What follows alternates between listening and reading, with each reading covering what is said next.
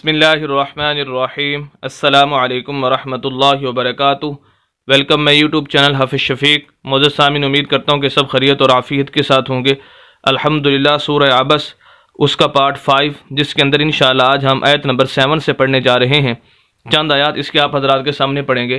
ہمارا مقصد اس کی چند آیات پڑھنا ہی نہیں ہوگا بلکہ ان آیات سے نکلنے والے تمام اصول و ضوابط اور تجویدی قوانین آپ حضرات کے سامنے رکھیں گے تاکہ آپ ان اصول و ضوابط اور تجویدی قوانین کو مد نظر رکھتے ہوئے بقیہ قرآن کی صحیح طریقے سے تلاوت کر سکیں، اور یہی ہمارا مقصد ہے۔ اگر آپ 24 گھنٹے میں سے 8 سے 10 منٹ نکال کر چند دن کے لیے ہماری ویڈیوز کو سننا شروع کر دیں تو انشاءاللہ اللہ کے فضل و کرم سے آپ قرآن کو صحیح تجوید کے ساتھ پڑھنا سیکھ سکتے ہیں، جو کہ ہر مسلمان کے لیے پڑھنا اور سیکھنا ضروری ہے۔ وجہ اس کی یہ ہے کہ جب تک ہم صحیح تلفظ کے ساتھ الفاظ کی صحیح ادائیگی کے ساتھ قرآن کو نہیں پڑھیں گے تو اس وقت تک جو قرآن کا صحیح مفہوم اور ترجمہ ہے وہ ہم ادا نہیں کر سکتے۔ یہ نہ ہو کہ ایک لفظ ہم جو ہے اس کا ترجمہ کچھ بنتا ہو اور تلفظ کی تبدیلی کی وجہ سے ہم اس کا ترجمہ کچھ کر دیں تو یہ بہت بڑا ایک گناہ ہے۔ یہ نہ ہو کہ ہم ثواب کمانے کی بجائے گناہ کما رہے ہوں۔ اس وجہ سے قرآن کو صحیح تجوید کے ساتھ پڑھنا سیکھنا ضروری ہے۔ وہ لوگ جو پہلے سے قرآن پڑھنا جانتے ہیں ان کے لیے یہ ویڈیوز بہت ہی مؤثر ہوں گی اور وہ تجویدی قوانین کو بآسانی سیکھ سکتے ہیں، لیکن وہ حضرات، وہ بھائی جو پہلے سے قرآن شریف نہیں پڑھے ہوئے اور وہ پڑھنا چاہتے ہیں، ان کے دل کے اندر تمنا اور خواہش ہے کہ وہ قرآن شریف کو پڑھیں، تو الحمدللہ ان کو پریشان ہونے کی ضرورت نہیں۔ نورانی قاعدے سے ابتدان سے پورا نورانی قاعدہ لفظ بلفظ لین بلین ہمارے اسی چینل پر حافظ شفیق پر موجود ہے۔ آپ چینل کو وزٹ کیجئے تو ساری ویڈیوز انشاءاللہ آپ کو نورانی قاعدے کی مکمل طور پر آپ کو مل سکتی ہیں، جس کو آپ سن کر بآسانی قرآن کو صحیح تجویز کے ساتھ پڑھنا سیکھ سکتے ہیں۔ تو بہرحال آئیے آج کا سبق شروع کرتے ہیں۔ اعوذ باللہ من الشیطان الرجیم، بسم اللہ الرحمن الرحیم۔ سورہ عبس آیت نمبر 7، اس کا ایک لفظ یہاں پر ہے اور بقیہ حصہ نیکسٹ پیج پر ہے۔ ہم اس کو پڑھ کے پھر نیکسٹ پیج پر جائیں گے۔ وما، واو کے اوپر زبر، میم کے اوپر زبر۔ اصول کے مطابق یہ ہے کہ زبر اور زیر پیش والے حرف کو لمبا نہیں کرتے۔ ویسے بنیادی طور پر 3 اصول ہیں کہ زبر زیر پیش والے حرف کو لمبا نہیں کیا جاتا، زبر زیر پیش والے حرف کو جھٹکا دے کے نہیں پڑھتے، زبر زیر پیش والے حرف کو مجہول نہیں پڑھتے۔ یہ 3 اصول ہیں بنیادی طور پر زبر زیر پیش کے بارے میں۔ لیکن یہاں پر دیکھیں، پہلے اصول کے مطابق ہم زبر زیر پیش والے لفظ کو لمبا نہیں کرنا چاہیے، لیکن ہم یہاں پر لمبا کر رہے ہیں۔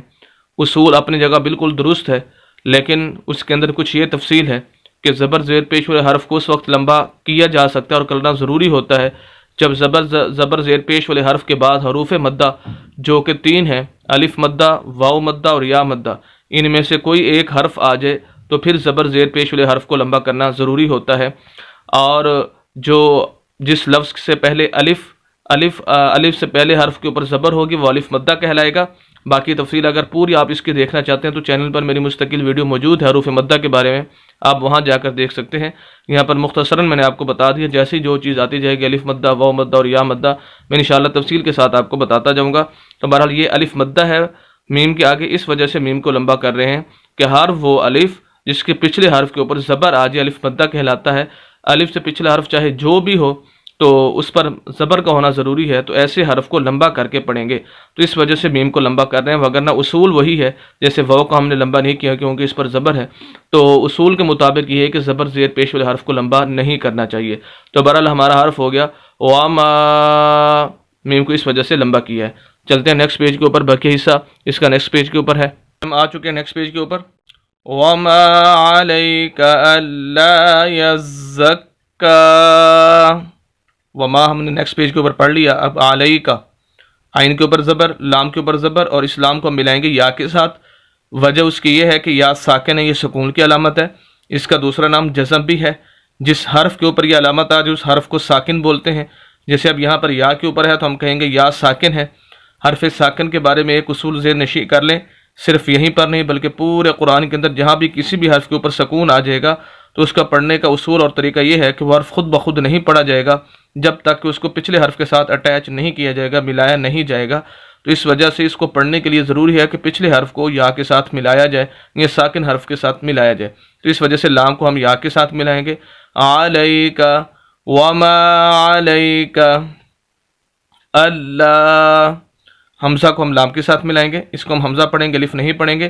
الف اور حمزہ میں ایک فرق یہ ہے کہ ہر وہ الف جو خالی ہو اس کو الف بولتے ہیں، لیکن جیسے اس الف کے اوپر نیچے کوئی حرکت آ جائے پھر وہ حمزہ بن جاتا ہے. تو یہ حمزہ ہے، زبر آ گئی، اس وجہ سے اس کو الف نہیں پڑھیں گے، حمزہ پڑھیں گے. اس کو ہم ملائیں گے لام کے ساتھ. وجہ اس کی ہے کہ لام کے اوپر شد ہے، یہ شد کی علامت ہے. جس حرف کے اوپر آ جائے اس حرف کو مشدد بولتے ہیں. اب لام کے اوپر ہے تو ہم کہیں گے لام مشدد ہے. شد والے حرف کو پڑھنے کے دو اصول ہیں پورے قرآن کے اندر، آپ ان کو ذہن نشین کر لیں تو انشاءاللہ جہاں بھی شد آئے گی تو آپ کے وہ پڑھنے کے لیے اندر آسانی ہو جائے گی. اصول نمبر 1 کہ مشدد حرف خود بخود نہیں پڑھا جاتا پہلی مرتبہ جب تک کہ پچھلے حرف کو مشدد حرف کے ساتھ اٹیچ نہ کیا جائے. تو اس وجہ سے حمزہ کو ہم لام کے ساتھ اٹیچ کریں گے. دوسرا اصول کہ مشدد حرف ہمیشہ 2 مرتبہ پڑھا جاتا ہے، ایک مرتبہ پچھلے حرف کے ساتھ مل کر اور دوسری مرتبہ مشدد حرف کے اوپر یا نیچے کوئی نہ کوئی حرکت ضرور موجود ہوتی ہے، اس کے ساتھ مشدد حرف کو پڑھنا ہوتا ہے. اب دیکھیں حمزہ زبر لام ال، لام کو ہم نے ایک مرتبہ پڑھا، پھر لام زبر لا اللہ، لام دوسری مرتبہ پڑھا گیا. تو ایک اصول تو یہ ہو گیا کہ مشدد حرف ہمیشہ 2 مرتبہ پڑھا جاتا ہے. اصول نمبر 2 مشدد حرف کو ہمیشہ سخت کر کے ہلکی سی آواز کو روک کر لفظ کے اوپر زور دے کر پڑھنا ہوتا ہے. اللہ اللہ وما علیک اللہ. جیسے ہم نے اس کو سخت کر کے پڑھنا ہے، اسی کے ساتھ ہم نے ایک کام اور بھی کرنا ہے کہ اس کے آگے الف ہے، جیسے پیچھے بتا چکا ہوں کہ الف مدہ، تو یہ بھی الف مدہ، اس وجہ سے لام کو لمبا بھی کریں گے کہ ہر وہ الف جس کے پچھلے حرف کے اوپر زبر آ جائے. دیکھیں لام کے آگے الف، پچھلا حرف یہ الف، پچھلا حرف لام ہے اور اس کے اوپر زبر ہے، تو اس وجہ سے سخت بھی کریں گے اور شد کو بھی پڑھنا ہے. اور دوسرا یہ کہ یہاں پر اس کو ہم سخت کر کے پڑھیں گے اور لمبا بھی کریں گے. اللہ یزکا، یز یا کو زا کے ساتھ، زا کو سخت کرنا ہے، شد کے وہی 2 اصول یہاں پر پائے جائیں گے. پھر اسی زا کو ہم نے ملانا ہے آگے کاف کے ساتھ، کاف کے اوپر بھی شد ہے، اس کو بھی سخت کریں گے اور کاف کے اوپر کھڑی زبر بھی ہے، اس وجہ سے کاف کو لمبا بھی کریں گے. اور آخر میں یا ہے خالی ہے، اس کو نہیں پڑھیں گے. وقف اور بنا وقف دونوں حالتوں میں ایسے ہی پڑھا جائے گا جیسے بنا وقف کے پڑھا جا رہا ہے. علیک اللہ یزکا، دیکھیں شد ہے، تینوں حروف کو ہم نے سخت کر کے پڑھنا ہے، لام کو بھی، زا کو بھی اور کاف کو بھی. وما علیک اللہ یزکا، زا کو سخت کر کے اور اس کی آواز بھی زا، ویسے بھی ہر حرف جو ہے وہ سخت ہے، یعنی کہ اس کو سخت کر کے زا کر کے اس کی آواز جو صحیح نکلتی ہے ساؤنڈ وہ یہی ہے. اور ویسے بھی شد کی وجہ سے بھی اس کو سخت کرنا ہے. اللہ یزکا. آیت نمبر 8 وَأَمَّا مَن جَاءَكَ يَسْعَىٰ. ایک بات تو وہی ہے کہ حمزہ کو ہم واو اور حمزہ کو ہم ملائیں گے آگے میم کے ساتھ، میم مشدد ہے اور میم کے آگے الف بھی ہے. جو پہلے شد کے 2 اصول بتا چکا ہوں وہی 2 اصول یہاں پر بھی لاگو ہوں گے. تیسری چیز یہاں پر یہ سمجھنی کہ 2 اصول وہ ہو گئے، اور تیسری چیز یہاں پر یہ سمجھنی کہ جب بھی میم کے اوپر شد آ جائے، جیسے یہاں پر میم ہے اس کے اوپر شد آ جائے تو وہاں پر ضرور غنہ ہوتا ہے. غنہ کیا ہوتا ہے کہ اس حرف کی آواز کو ایک الف کے برابر نا کے اندر لے کر جانا غنہ کہلاتا ہے. تو یہاں پر غنہ ہوگا.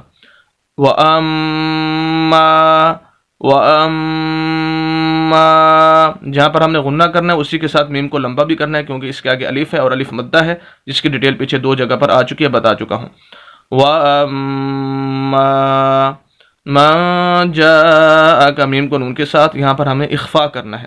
جیسے ابھی میں نے غنہ کے بارے میں آپ کو بتایا کہ اس حرف کی آواز کو ناک کے اندر ایک الف کے برابر لے کر جاتے ہیں اور اس حرف کی آواز کو واضح کرتے ہیں، جبکہ غنہ کے اندر تھوڑا سا فرق ہے کہ اگرچہ میم کی آواز کو ہم ناک کے اندر لے کر جائیں گے، نون کی آواز کو ناک کے اندر لے کر جائیں گے کیونکہ نون پر اخفا ہے.